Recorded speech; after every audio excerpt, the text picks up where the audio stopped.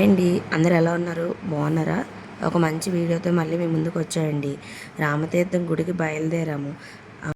ఆ గుడి విజయనగరం జిల్లా నెల్లిమర్ల మండలం రామతీర్థం గ్రామంలో ఒక ప్రాచీన దేవాలయం ఉంది.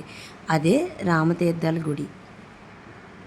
ఆల్మోస్ట్ రామతీర్థం గుడికి రీచ్ అయిపోయాం ఫ్రెండ్స్.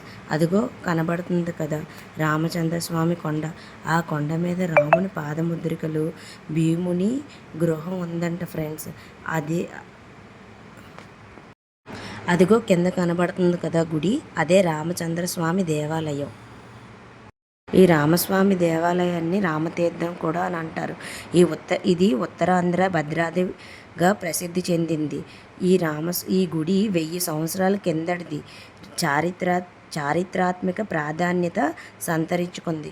ఈ గుడిలో రాముల వారి విగ్రహం తీర్థంలో దొరకడం వల్ల ఈ ప్రాంతానికి రామతీర్థం అనే పేరు వచ్చింది. ఈ ప్రాంతంలోని జైనులు కూడా నివసించినట్లు ఆధారాలు ఉన్నాయి. భద్రాచలం తర్వాత ఇది రెండో భద్రాద్రిగా పిలుస్తారంట ఫ్రెండ్స్. రామచంద్రమూర్తి స్వామి గుడి పక్కన 2007లో శివాలయం కూడా నిర్మించారంట. ఇక్కడ విగ్రహాలు శ్రీకృష్ణుడు సృష్టించినవని పూర్వం ప్రజలు చెప్పుకుంటున్నారు. ఇక్కడ వైకుంఠ ఏకాదశికి గిరి ప్రదక్షిణ కూడా చేస్తారంట. అలాగే ప్రతి సంవత్సరం మహాశివరాత్రికి జాతర మహోత్సవంగా కూడా చాలా అత్యంత వైభవంగా ఈ జాతర అనేది చేస్తారంట ఫ్రెండ్స్. పదండి ఫ్రెండ్స్, గుడి చూసొద్దాం. మాతో పాటు మీరు కూడా చూడండి. చూశారు కదా ఎంత ప్రశాంతంగా, ఎంత చూడచక్కగా ఉందో.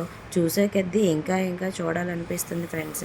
ఇక్కడ రాముల వారి గుడితో పాటు ఆంజనేయ స్వామి గుడి, అమ్మవారి గుళ్ళు, మాధవస్వామి టెంపుల్, శివాలయం కూడా ఉంది ఫ్రెండ్స్. ఇక్కడ శ్రీరాముడు చిరకాలంగా భక్తుల కోరికలను తీర్చుతూ కొలువై ఉన్నారు. పదండి ఫ్రెండ్స్, పక్కనున్న శివాలయంలో అందరూ హారతి తీసుకుందాం.